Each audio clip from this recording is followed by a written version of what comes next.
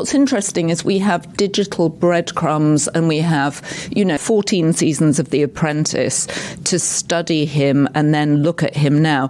Give us the phrase again that you called it. Was it phenol something? Phonemic paraphasias. Phonemic where he uses sounds that aren't really words. There's also a semantic paraphasia where you use a real word but in the wrong context, like saying the oranges of the investigation when he meant the origins of the investigation. Right, although I promise you I do that too, and I'm hoping I don't have dementia. What is it in the brain that is sort of disintegrating, if you like? Is this just a symptom of old age, or is it actually something in the brain no longer working as it used to? Yeah, it's not just a symptom of old age. This is really a breakdown it's actually a breakdown in all of the mental functions, in thinking, in psychomotor performance, in impulse control. So we're seeing this in all areas of his life. Now, of course, with him, sometimes it's hard to tell because he has this severe personality disorder. He is a malignant narcissist. So is the personality disorder, did that come before the dementia? Absolutely. Absolutely. No, he's been a malignant narcissist his whole life.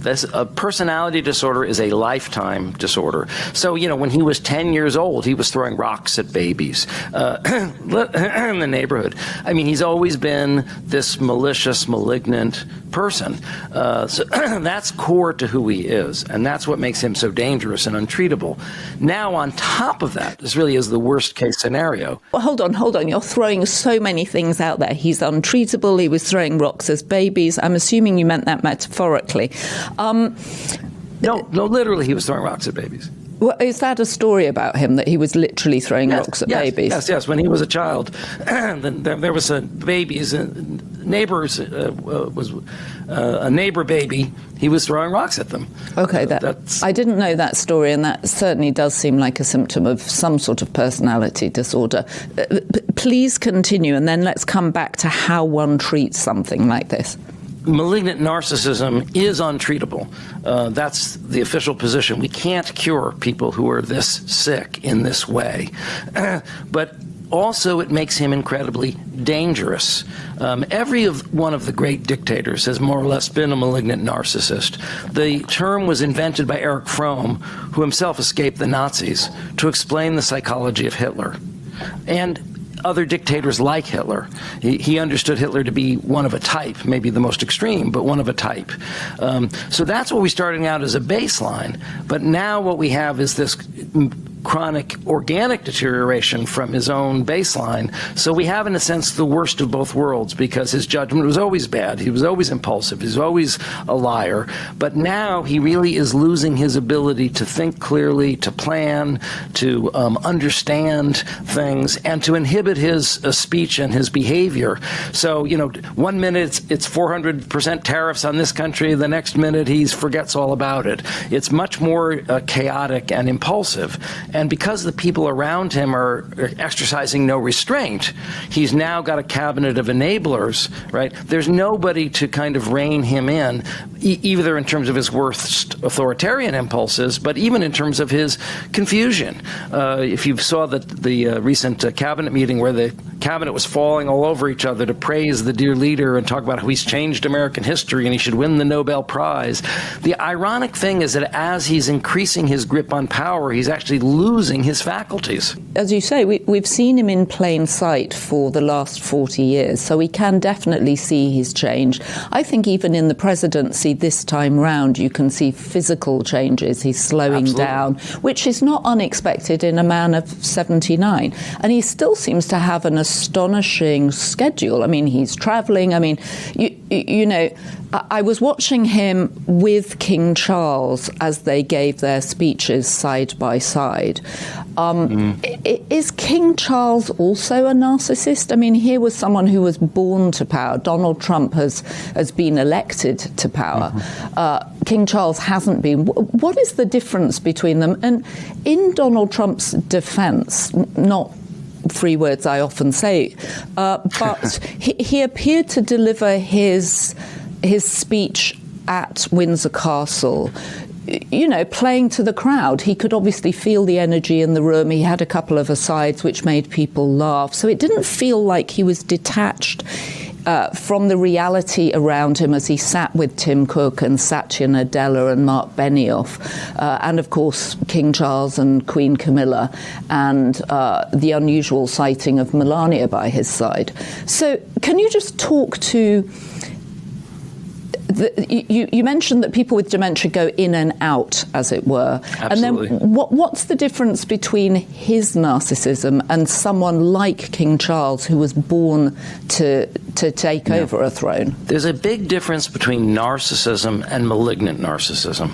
A malignant narcissist, in addition to being a narcissist, which, as you point out, maybe most or even all politicians are to a certain extent, or else they wouldn't run, it has three other components: psychopathy, which means that he has no conscience, that he breaks laws and norms and lies and has no regrets, has no anxiety, has no remorse, has no empathy for other human beings. Paranoia, which is why he feels like such a victim and he feels persecuted, even though he's the one who's doing the persecuting, and demonizes minorities, demonizes people who oppose him. And the fourth component is sadism, that he takes enormous pleasure. He relishes in harming and degrading and debasing and frightening other people. So Fromm called it the essence of evil.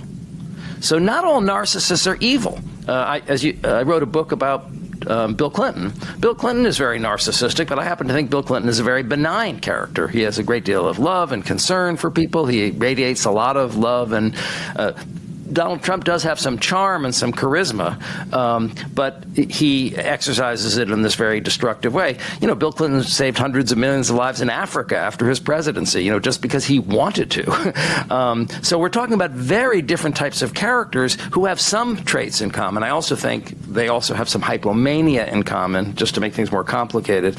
So Trump has a lot of energy, as you pointed out. I think, and I wrote my book about Bill Clinton saying that he also had hypomania. Hypomania being Greek, hypo is for less than, so it's less than full-blown mania. It's more of a personality temperament to have hypomania. But for Donald Trump, he's up, in the middle of the night, hate tweeting, 20 tweets a night, so all of his energy is going into his evil. But we are talking about someone who is truly evil, and therefore that's one of the reasons that he's untreatable. So, and can we just include King Charles in this? Because looking at the two of them, they're two old white men, one who's been elected to power, one who's been born to power. Did you see any... I'm not asking you to be critical of King Charles. I was just interested in the juxtaposition of the two leaders together. Yeah. Well, I mean, to put it simply, I don't see any evidence that he's relentlessly evil. Well, that's a relief. I'm sure that's a relief. But for the monarchy, they have other problems. They have other problems. But he seems a benign king. I mean, he certainly seems to want to unite the country. Okay. So this going in and out of dementia, what is that about? And is it connected to what we've been told is his chronic venous interruption and the sort of the physical symptoms that we're seeing now? There's a number of physical symptoms that we're seeing. One of them I point out is his chronic falling asleep. I'm a senior citizen. I fall asleep sometimes at home and after a beer or in the evening. But he fell asleep most of the days during his criminal trial, which is literally unheard of. It never happens that people fall asleep while they're in the dock during their own trial. It certainly doesn't happen every day of their trial. He fell asleep at the finals of the U.S. Open, where he was being cheered and jeered by thousands of people. He fell asleep there at Windsor Castle, apparently. So this inappropriate falling asleep, it's a small thing, but it is a real meaningful sign. The other thing is his psychomotor performance has gotten worse worse, but in a very specific way that's worth focusing on. This is actually a sign of a specific type of dementia, frontotemporal dementia, and one of the dementia experts that I've consulted with is convinced he has frontotemporal dementia because of this symptom alone, which is, it's called a wide-based gait, but if you look at his right leg, sometimes he just swings it in like a dead weight in a semicircle.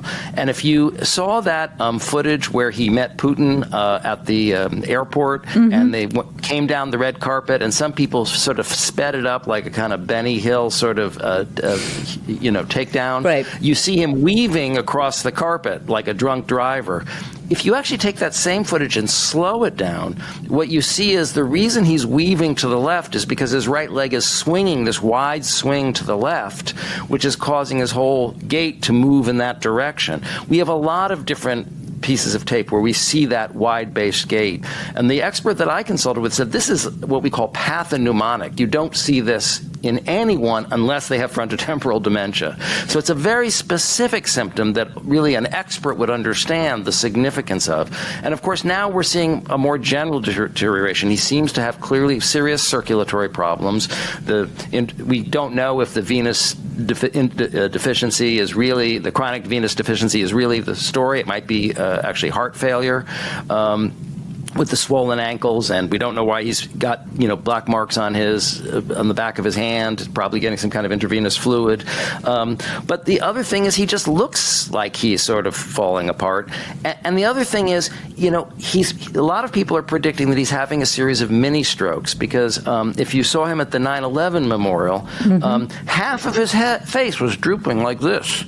And that's not something that comes with age or fatigue. I can't even do it, right? I'm trying to make half of my face droop. I have to pull it down. It's not something you can just do or something just happens. It really is suggestive of some kind of potential mini stroke. So all these things could be related, right? The circulatory problems could be related to the deterioration in his brain. They could even be causal, or he could just have both dementia and some chronic medical problems. We don't know. This is really an area where we're really not sure, but he's clearly deteriorating mentally and physically.